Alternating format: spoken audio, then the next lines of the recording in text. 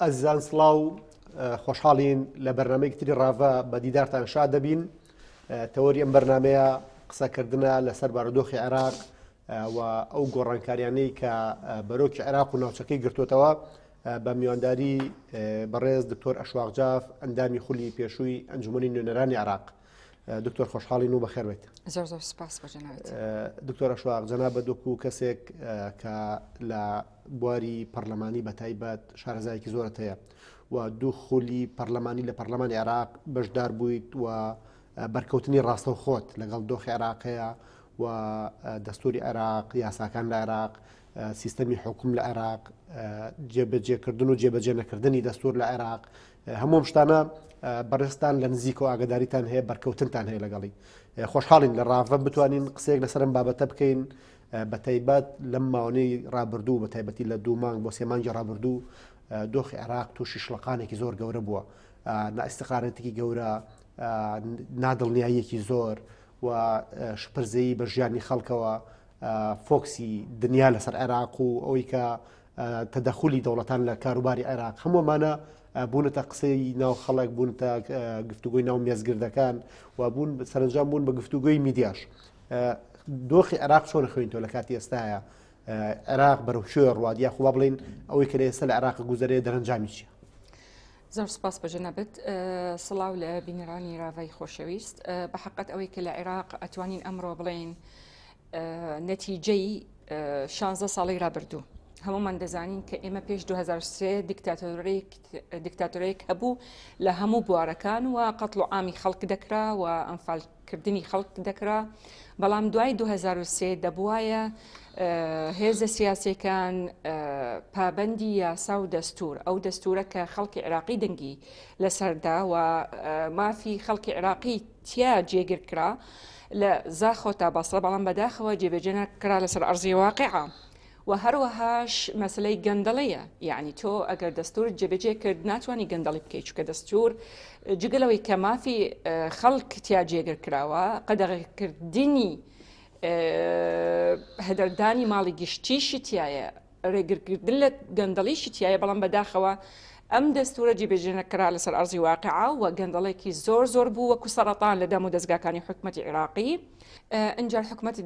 دوای حکومەتەکانی عێراق هەر بەڵێنیاندا بە خەڵکش هیچیان نبینی لەسەر ئەرزی واقع. بۆ نمونە لە مەرحەلەی مالکی مهلەی 100 ڕۆژ بوو، لە کاتی عەبادی مەسلەی تکنۆقراط و چاکسازی، بەڵام تەنها دروشم بوو. لە حکومەتەکەی عادل عەبدولمەهدی کە یەکەم سەرۆکی ئەنجومەنی وەزیران دەتوانم بڵێم کە هەوڵی جێبەجێکردنی دەستوریدا، بەڵام ڕێگریان لێ کرد هێزە سیاسەکان و هەروەهاش بینیمان ئەو هەنگاوانە کە ناجگەلەوەی کە هەندێک لە هێزە سیاسەکان ڕێگریان لێ کرد، بینیمان هێزە نێودەوڵەتیەکان ئەوانەی کە ململایەن هەیە لەسەر خاکی عێراق هەوڵی ڕوخاندنیاندا بە لە بیرمان نەچێت. ئێمە عادل عەبدولمەهدی سیاسەتێکی متوازن لە نێوانی بەرەی ئێران و بەرەی ئەمریکا، چونکە بە ئاشکرا وستی عێراق ببێتە خاوەنی بڕیاری سیاسی خۆی و هەروەهاش لە مەحفەلی نێودەوڵەتی نەیانە شاردەوە، دەیانوت استقراری عێراق ئەتیما دەکات لەسەر دوو خاڵ. یەکەم خاڵ استقراری سەقەمگیری ئێران لەلایەکە و لە دووهەم خاڵ پەیوەندێکی بەهێز لەگەڵ ئەمریکا، بەڵام پێم وایە ئەمە هیچ لایەنێک لەم دوو لایەنە قبوڵیان نییە کە بەو شێوەی تەوازونە هەبێت. و خاڵێکی ترش نەبوونی متمانە لە نێوانی هێزە شیعەکان، ئەوەش خاڵێکی ترە. دەتوانین بڵێن ئەوە هەمووی وای کرد کە خەڵک بژێتە سەر شەقام. دەتوانین بڵێن ئەو خەڵکە کە لەسەر شەقام دوو نەوعێن، نەوعێکن کە داوای چاکسازی و مافی خۆیان کە لە دەستور چەسپاوە لەسەر ئەرزی واقع بەدەستیان نەهێنەوە، نەوعێکی تر نەخێر. هەندێک لە هێزە سیاسەکان کە ململانەی نێوماڵی شیعی حرەکەی پێدەکات و هەندێکیان نەخێر لەلایەنی هێزێکی بیانی تەدریب کراون بۆ ئەوەی کە ئەم شەقامە بەو شێوەیە بمێنێتەوە. ئەوە هەمووی دەتوانین بڵێن و بۆیە تا ئێستا سەرۆکی کۆمار لە ماوەی خۆی ماوەی دەستوری نەیتوانی ناوێک دەست نیشان بکات بۆ سەرۆکی ئەنجومەنی وەزیران، هەرچەند طبعاً دوێنێ شەو باس لەوە کرا کە تقریبا نامەیەک نووسرا بە ناوی عیماد حسێن، دکتۆر عیماد حسێن کە سەرۆکی زانکۆی بەغایە کاندیدا بۆ سەرۆکی ئەنجومەنی وەزیرانە وەکو سەرۆکی ئەنجومەنی وەزیرانی داهاتوو. بەڵێ دەست خۆش بێت دکتۆر دۆخی عێراق بەم هەموو قەیرانە بەم هەموو تەنگەشەیە بەم هەموو دەستوەردانی کە هەیە لە کاتی ئێستاە بابەتێک ڕژێنراوە بابەتی هەمواری دەستوری عێراقی بەڕێزت وەکو کەسێکە لە ناو پەرلەمان بوویت و ئاگداری و شارەزای تاوەتێ لەسەر دەستوری عێراقی کێشە لە دەستوری عێراقی هەیە فعلەن کە عێراق بم دۆخ و هەلومەرجا تێپەڕیەوە یاخود ئەوەی کە ئەمە بەهانەیەکە بە دەستورە ژیرێ بە تایبەت کە باسی هەمواری دەستوری عێراق کرێ بەشێک لە خەڵکی کوردستان تووشی جۆرێک لە دوودڵی تووشی جۆرێک لە قەلەقیە بن لەوەی کە ئەگەر مافێک بۆ خەڵکی کوردستان لەو دەستورە جێبەجێ نووسرا بێ ئەگەرچی بە شەکشی جێبەجێ نەکراوە بەڵام زۆرێک لە خەڵک وا ئاخوێنەوە کە نەخێر ڕەنگە ئەم دەستورە قسەکردن لەسەر گۆڕینی دەستور پەیوەندی بەوە هەبێت کە مافەکانی خەڵکی کوردستان کەم بکرێتەوە و ئەگەر جاران بە پێشێلکردنی دەستور زۆڵم لە خەڵکی کوردستان نەکرێ ئەم جارە لە دوای هەموارەکە هەوڵ بن بە بڕگەی دەستوری زۆڵم لە خەڵکی کوردستان بکەنەوە. بەڵێ طبعا ئەمە خەڵکی زۆر گرنگە هەر کاتێک هێزە سیاسەکانی عێراق فەشەل ئەهێنن لە خزمەتکردنی خەڵکی عێراق چونکە ئێمە بەڕاستی ئێمە حکمی عێراق ناکەین ئێمە حکمی بۆ نمونە حکومەت یاریمی کوردستان حکمی خەڵکی کوردستان دەکات بەڵام ناوەڕاست و خۆرەوە عێراق حکومەتی عێراق حکمی دەکات ئەوان فەشلیان هێنا لە خزمەتی خەڵکی خۆیانە بەڵام اعتراف بە هەڵەکانی خۆیان ناکەن هەر کاتێک خەڵک ئەژێتە سەر شقام دەڵێن ئەمە خەتای هەرێمی کوردستانەوە خەتای ئەم دەستورەیە بۆیە ئێمە دەسەڵاتمان نییە بۆ خزمەتی خەڵکی عێراق لە کاتێکە بەڕاستی گەندەڵی ئەوە دەکات کە حکومەتی عێراق ناتوانێت خزمەتی ناوەڕاست و خواڕەوەی عێراقە ئەوە بە بەردەوامی 16 ساڵی ڕابردوو بەکاریان دەهێنا لەم خۆ پیشاندانە سەرکەوتوو نەبوون لەم بۆ چکە خەڵک ئیتر تێگەیشت کێ گەندەڵە کێ پارەی بوجەی عێراق طبعا بۆ معلوماتی جەنابەت بوجەی عێراق تا 2014 معادلەی بوجەی 4 وڵاتی دەوروبەر بەڵام کە سەیری خزمەت گوزار لەسەر ئەرزی واقع بینی هیچ نسبە و تەناسبیان نیە کەواتە ئەمە گەندەڵیە و گەندەڵێکە زۆر گەورەیە بەڕاستی کە دەڵێن ئێستا دەستور بگۆڕێت ئایا دەستور چی من دائما دەڵێم چی بەرگێکی دەستور پێتان دەڵێت گەندەڵی بکەن چی بەرگری یعنی فقرەی لەناو دەستور دەڵێت ئێوە خزمەتگوزاری پێشکەشی خەڵک مەکەن یان چی بەرگەی دەستور دەڵێت ئێوە مافی خەڵک مەدەن یان یعنی ئەمن و ئاسایش مەپارێزن یان ڕوبەڕوو تیرۆریست مەبن ئەمە هەمووی بیانوە بۆ معلوماتی جەنابەت ئەوان ڕاستە دەموچاوەکان گۆڕاوە دوای 2023 بەڵام بیرکردنەوەیان لە هەندێکیان هەمان بیرکردنەوەی پێش 2023 کە دەیانەوێت دەسەڵات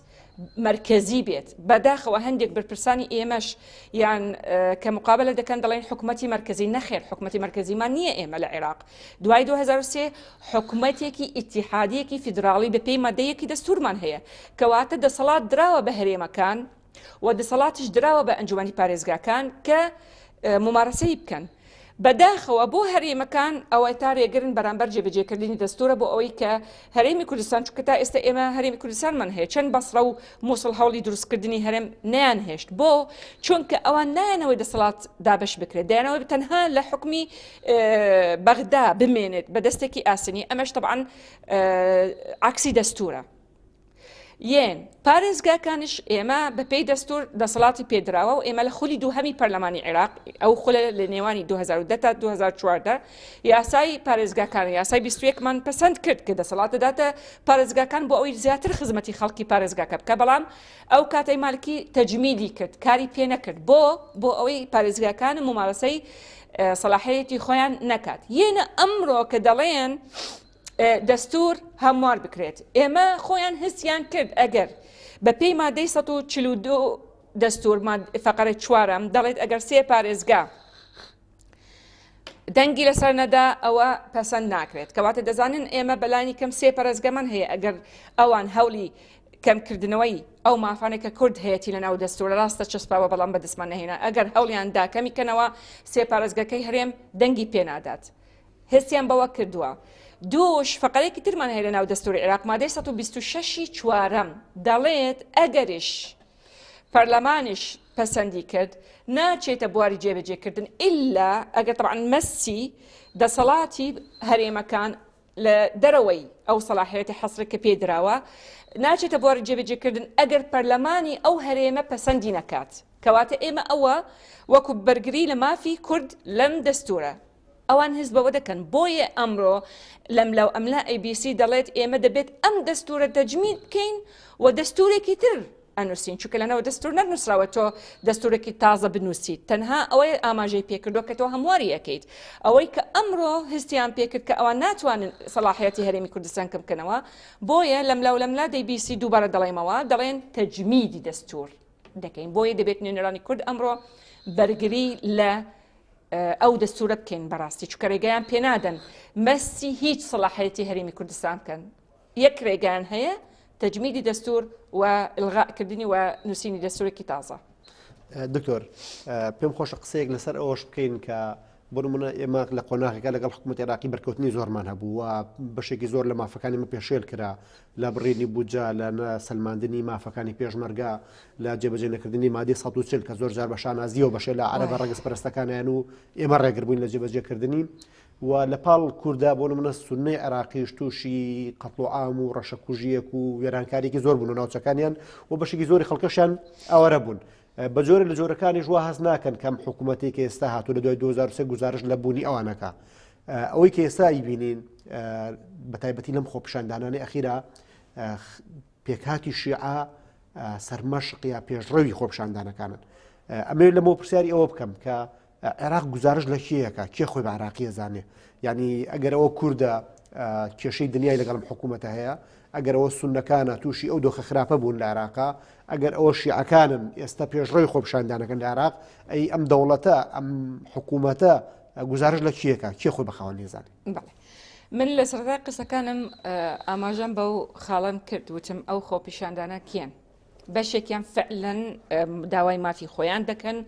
و فعلا يعني ئەو گەندەڵێک لە عێراق هەیە بە هیچ شێوەیەک مافی ئەو خەڵکی نەداوە من بەردەوامی لە چاوپێکەوتنەکانم دەڵێن ئەم دەستورە دوو خاڵی لێ جێبەجێ کراوە تشکیلکردنی حکوومەت و تشکیلکردنی پەرلەمان ئەگینا مافی ئەو خەڵکە نەدراوە بۆیە ئەوان ئەمڕۆ چوونە سەر شەقام چونکە متمانەیان پێنەما یەن بۆچی کورد بەشداری ئەم خۆپیشاندانەی نەکردووە دووبارە دەڵێم هەرێمی کوردستان ئەو غەدرەی لێ کراوە بەڵام هەندێک جار رخنە لێ ئێمە دەگیرە دەیانوت ئێوە زۆر لاوازن ئێوە ناتوانین مافەکانمان بەدەست بێنن بۆیە ئێوە تەنها دەڵێن دەستور و دەستور ئێمە لاواز نین بەڵام تۆ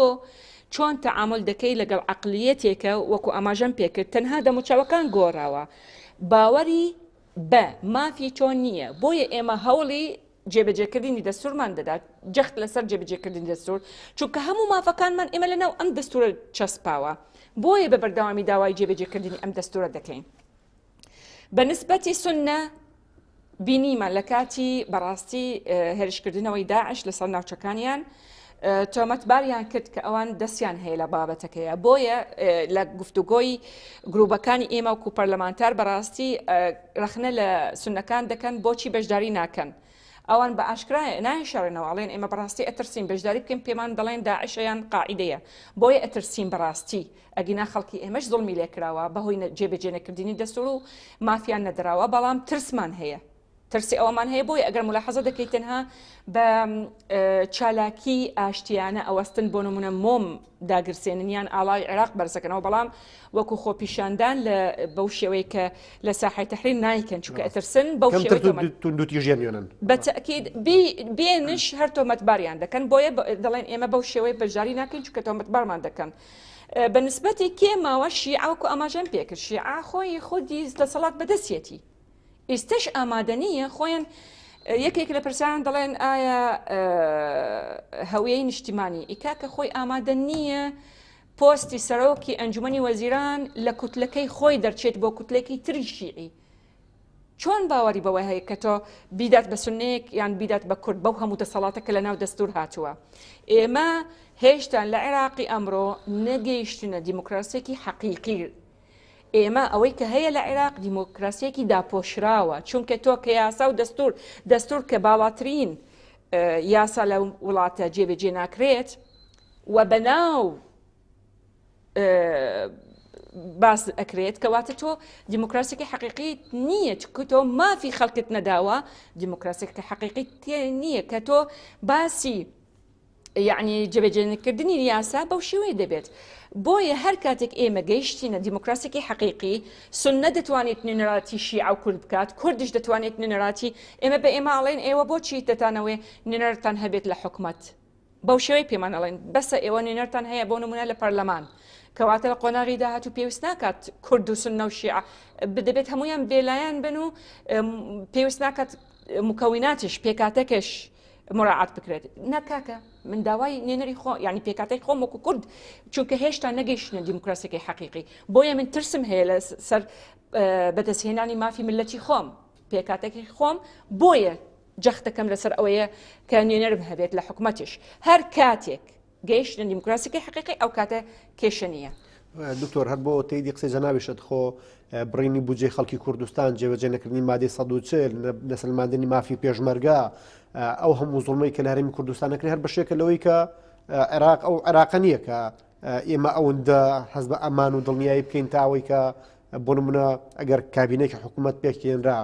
زۆرینەی وەزیرەکان شیعە بوون و سەرۆکوەزیرانەکە شیعە بوو کورد لە دەروی حکوومەتە بوو هەز بە دڵنیایی بکە کاک سەربەست تۆ ئەگەر یاساکە وەکو خۆی جێبجێ ئەکرێت تۆ پێویستت بە من و غەیری من و کاک سەربەست و غەری کاکە سەربەست نییە بۆ چونکە تۆ دڵنیایت ئەو یاسایە کە لەسەر تۆ جێبەجێ دەکرێت لەسەر هەوڵاتەیەکی لە ناوڕاست و خۆڕەوی عێراق جێبەجێکرێت بۆیە تۆ دڵنیات و دانیشی لەسەر هەمومان لە دەستوری عێراقی بۆ معلوماتی جنابێت لە فەسڵی دووهەم دەڵێت هەموو عێراقیەکان هەمان مافیان هەیە و هەمان ئەرکیان لەسرە هەر کاتێک تۆ ئەوە جێبەجێ کرد ئەو کاتە کێشت نابێت بەڵام بەداخەوە ئێستا ئەوە جێبەجێ نەکراوە بۆی تۆ ترست هەبێت لەسەر مافی ملەتی خۆت دەبێت تۆ هەوڵت هەبێت دەبێت نوێنەرت هەبێت بۆ ئەوی مافی پێشمەرگە جێبەجێکردنی مادەی 140 و زۆر ئێستا تا ئێستا ئێمە بەداخەوە مافی یعنی ئەمفال کراوەکان کیمیابارانی هەڵەبجە ئاوارەکانی تورکیا و سووریە کە ئێمە ئاوارە بووین قبوڵیان نەکرد بەڵام بۆ خۆیان خەڵکی خۆیان داخڵ کرد چەند هەوڵماندا تاعنمان لێدا فایدە نەبوو کەواتە هێشتان تۆ دڵنیان نیت ئەگەر نوێنەر نەبێت شەرت بۆ بکات شەری کامشە شەری یاسایی و دەستوریت بۆ بکات بەڕاستی بۆیە ئێمە ئەو هەوڵە دەدەین بۆ ئەوی بەدەستهێنانی مافی ملەتی خۆمان دەکەین. دەست خۆش بە دکتۆریان دکتۆر ئەمیست لە پاڵ قسەکردن لە ناو دۆخی عێراق بۆ شپرزەیی و بۆی کە جەنابەت ئاماژە و ڕوونکردنەوەی زۆر لەسەرا قسەکردن لەسەر ئەجندای دەوڵەتان بە تایبەتی ئەو دەوڵەتانی ناوچەکە و زلهێزەکانی دنیاش یعنی عێراق بە جۆرە لە جۆرەکان بووە بە گۆڕەپانی ململانەی سیراعی ئێران ئەمریشی حتا بەشی لە دەوڵەتەکان ئێم ناوچێ وەکو دەوڵەتی بچکۆل لە بچکۆلەی وەکو قەتەر و ئەردەن و هەندێک دەوڵەتی تریش رووسیا و ینی کۆمەڵێک دەوڵەت هەر یەک بخۆی ئەجندای خۆی لە عێراقا هەیە و بە جۆرە جۆرەکان تەدەخولی عێراقەکە تۆ لەسەر سیادەی عێراق لەسەر دەوڵەتی عێراق بەم جۆرەی کە ئێستا هەیە و ئەم هەموو تەدەخولە لە عێراق خوێندنەوەی تۆ چییە؟ وەکو ئەماژەم پێکرد ئەم حکومەتەی عادل عەبدولمەهدی بەڕاستی کە بەداخەوە هەموو ئەو فەشەلەی ساڵانی ڕابردوو خسیانی ئەستۆی ئەم حکومەتە طبعا ئەوان یعنی تەحملی ناکەن چونکە کۆ بۆتەوە مەسەلەی جگە لە مەسەلەی گەندەڵی جگە لەوەی کە مەسەلەی خزمەت نەکردنی خەڵکە حتا پەیوەندیەکانی عێراق لەگەڵ وڵاتانیش کۆ بۆتەوە کە خاوەنی بەڕاستی ڕێزم هەیە هەندێک لە بریارەکان لە دەراوی سنوورەکانیان بۆیەت طبعا دوو بەرەیە پێ ئەوترێت أقطاب العالم قطبە پێشتر قطبی اتحادی سۆڤێتی و ئەمریکی ولايات المتحدة الأمريكية ئەوە کە سۆڤێت نەما وڵاتەکان بچک بوون ئێستا جارێکی تر رووسیا دەیەوێت ڕۆڵی خۆی ببینێت لەم ناوچەیە و ینی یەکەم دەرگای کە کرد لە مەسلەی سووریا بوو وە سەرکەوتوش بوو تا ڕادەیەکە بۆیە سین لەلایەک لە مەسلەی تیجاری وەکو قووەتێکی اقتصادی سەرکەوتوو بوو ئەمە هەمووی بەرامبەر بەرەی ئەمریکا بەڕاستی لەم وڵاتانە هەندێکیان لە بەرەی رووسیا هەندێکی لە بەرەی ئەمریکا و ئێرانیش با لە بیرمان نەچێت ئێران و تورکیا و رووسیا سەرکەوتوو بوون لە مەسلەی سووریا بۆیە ئەگەر ملاحەزە دەکەیت طبعا باتفاقی سۆتشی و ئەو طبعا مەوزوعێکی دوور و درێژە ناماوەی باسی کەم بەتەفسیل بۆیە ئەیبینی عێراق لە قۆناغی رابردوو یعنی هەندێکی بەملایە و هەندێکی بەملایە بەڵام خاونی بریاری خۆی نییە عادل عەبدولمەهدی و حکوومەتەکە کە هاتن وسیان ئەو بەڵانسە ڕاگرن وسیان دەرگای تیجاری بکەنەوە و بەڵگەشەوە قسانە اتفاقی سین اتفاقی زۆر سەرکەوتوو بوو بۆ عێراق ئەگەر جێبەجێ بکرێت و هەروەهاش مەسەلەی لە جامعای عەرەبی داوایان کرد کە عێراق ئیدانەی ئێران بکات بەڵام عێراق ئامادە نەبوو ئیدانەی ئێران بکات چکە دەیزانی ئەگەر ئێران سەقامگیرەکەی تێک بچێت يعني استقرار لەناو عێراق نابێت چونکە بەڕاستی هەندێک لایەن لەگەڵ ئێران هەندێکی لەگەڵ ئەمریکا ئەگەر استقرار نەبێت ئەگەر شەر ببێت ئەو لایەن لەسەر خاکی عێراق شەر دەکەن بۆیە خۆی ببێلایەنی وەستا و بازاڕەکانی عێراقیشی کرد بۆ ئێران لە هەمان کاتیشە وەکو ئاماژەم پێکرد پەیوەندێکی بەهێز ئیعلانی کرد دەبێت پەیوەندێکی بەهێزیشی لەگەڵ ئەمریکا کە داوای کرد حەجی شعبی ئەلغا بکرێت یان دەمج بکرێت قۆناغێکی چوو پێشەوە بۆ دەمجکردنی لەگەڵ دام و دەستگاکانی حکوومەتی عێراقیە کەواتە هەوڵی ئەوەیدا حکوومەتەکەی عادل عەبدولمەهدی کە ئەم تەئسیرانەی پێشوو نەمێنێت و عێراق ببێتە خاوەنی بریاری دیبلۆماسی خۆیەتی بریاری سیاسی خۆیەتی بەڵام بەداخەوە وەکو ئاماژەم پێکرد ئەمە دیارە لە بەرژەوەندی هیچ لایەنیان نەبوو بۆیە ململانەکەیان تند بوو لەسەر خاکی عێراق. دکتۆر عێراق بم دۆخە خراپەوە ئافۆن یەک خاڵی ترش من باسی ئەوەم کردوتم لەوانەیە هێزە چەکدارەکان ئەوانەی کە سەر بە ئێرانیان لایەنی ئەمریکی لەسەر خاکی عێراق شەڕەکەن لەوانەیە ئەمە یەکێک لە احتیمالاتەکان دووش عێراقش بیر لەوە دەکات زۆربەی ناوتەکەی لە ڕێگەی خەلیج ئەڕوات مەضیقی هرمز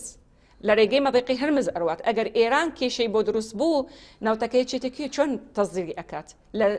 بە تایبەتی ئەگەر ئیستە بەدیلەکەیشی زۆر مەسموح نییە چونکە بەدیلەکەی لە ڕێگەی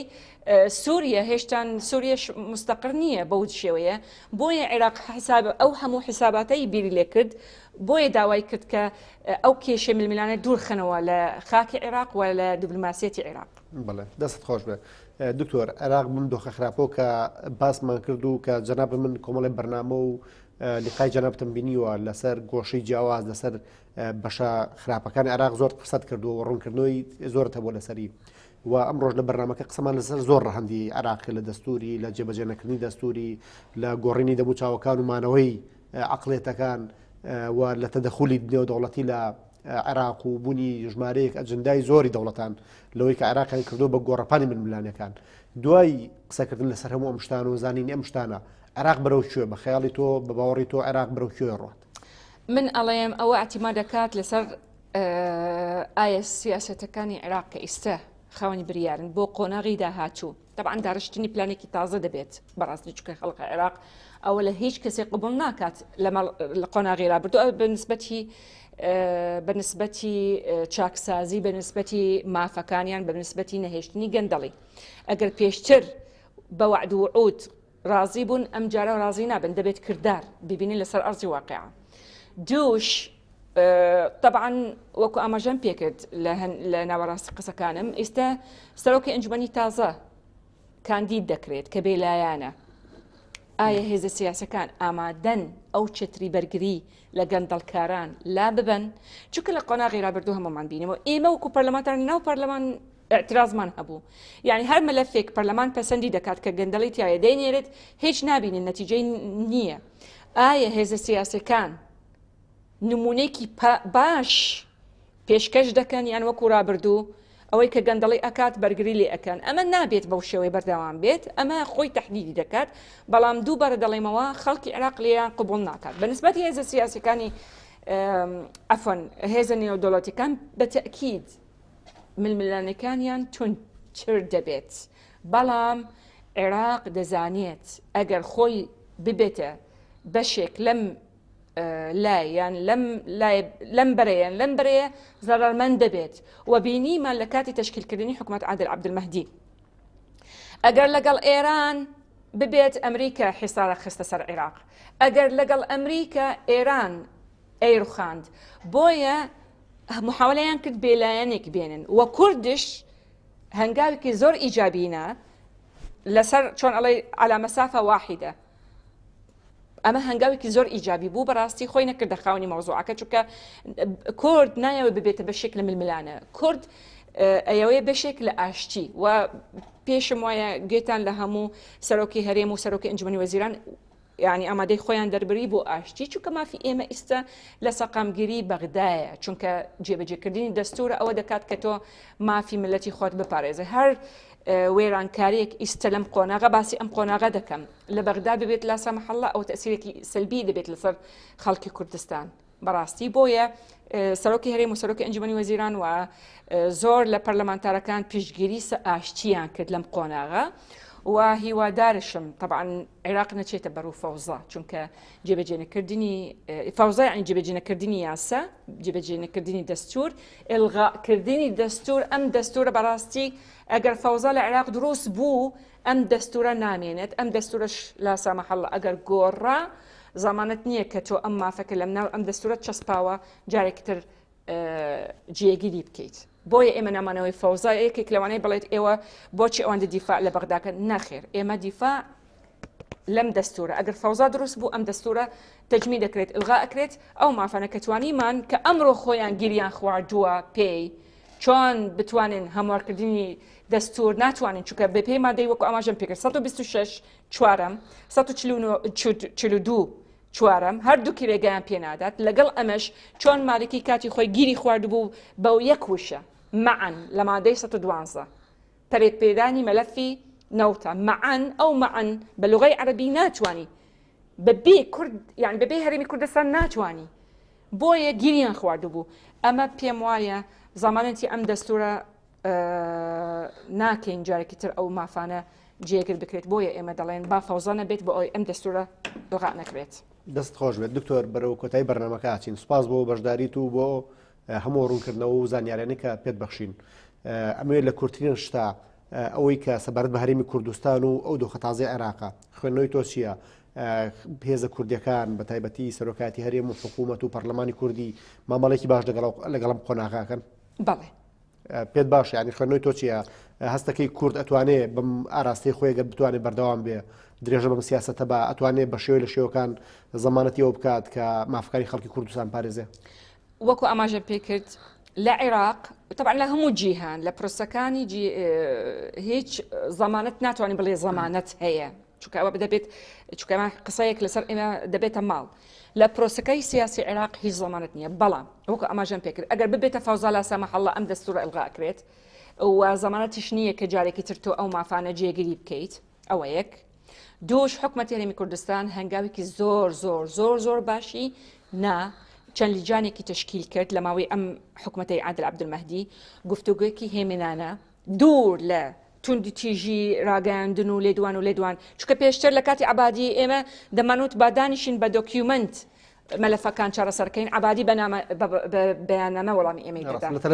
لە تەلەڤیزیۆن وەڵامی دەدا ئێمە دەمانوت ئێمە خۆ دەستگای ئەعلامینی هەرچەند شرێزم هەیە بۆ هەموو دەستگای ئەعلامیەکان بەڵام حکومەت دەبێت لەگەڵ حکومەت بە دۆکیومنت تەعامل دەکات نەکو بە بەیاننامە بەڵام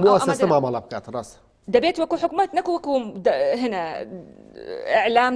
بە ئەعلام وەڵاممان دادێتەوە دەبێت بە دۆکیومنت ئەگەر ئەو ڕاستی ئەکرد دەبوایە لەسەر مێزی گفتوگۆ ئێستا لەم حکومەتەی عادل عەبدولمەهدی هەمووی بە دۆکیومنت لەسەر مێزی گفتوگۆ بە دۆکیومنت دوور لە لێدوان و ئەوانە مەوزوعەکان باس کرا بە شێوەیەکی باش هەنگاوێکی باشنا اتفاقێکش گەیشتنە اتفاقێک لە 2019 پەسەند کرا لە 2020ش ڕێکەوتن و پەسەند کرا یعنی بەڵام ئەوە اعتیماد دەکات لەسەر حکومەتی داهاتوو ئایا طبعا هەر حکومەتێکش بێت لەوە زیاتر ئێمە وەکو کورد وەکو ئاماژەم پێکرد پابەندی دەستورین هیچ زیاترمان ناوەوە لەوەیش کەمتر قبول ناکەین بەڕاستی بۆیە هەر حکومەتێکیشێت ئەم داوای ئەم ڕێکەوتنە دەکات و ئێمەش بە پێی دەستور پابەندین بۆیە دەڵێم هەنگاوکی زۆر باشە و ئەو پشگیری سەرۆکاتی هەرێم و سەرۆکاتی ئەنجومەنی وەزیران بۆ مافەڕەوەی خەڵکی عێراقیش و بە ئاشکرا پیانوت ئەگەر بە هەموارکردنی دەستور کێشەکەتان چارەسەر ئەکرێت هەمواری کەم بەڵام ئەو مافەی ئێمە وەکو ملەتی کورد نابێت دەستکاری بکرێت چونکە تەسیر نەکردووە لەسەر مافەکانی ناوەڕاست و خەڕەوەی عێراق بۆیە من ئەڵێم تەعاملێکی زۆر باشە چونکە تەعاملێکی یاسایی و دەستوریە و هیوادارم ئینشاءالله بەردەوام بن بەو شێوەیە و بەڵام لەگەڵ ئەمەش دەڵێن هەندێک لەوانەی کە بە سوتفە بوون بە سیاست مەدار من پێیان دەڵێم سیاسیش سوتفە لەوانەیە هەوڵی تێکدانی ئەم مەلەفانە ئەو ڕێکەوتنانە بەڵام ئێمە دەبێت وەکو حکومەتی هەرێمی کوردستان ڕێگەیان پێنەدەین و بەردەوام بین لە گفتوگۆ و لەسەر دانانی دۆکیومنت لەسەر مێزی گفتوگۆ. دکتۆر ئەشواق زاف ئەندامی خولی پێشووی پەرلەمانی عێراق سوپاس بۆ ئامادەبوونت لە ڕاڤە و هەموو شیکردنەوە و زانیاریانی کە بێمەدا سوپاس بۆ ئامادەبوونت جەناب. سپاس. ئازیزان تا ڕاڤەکردنی پرسێکی تر بەخواتان ئەسپێرین و خواتان لەگەڵ دەستخۆش بە دکتۆر. سپاس.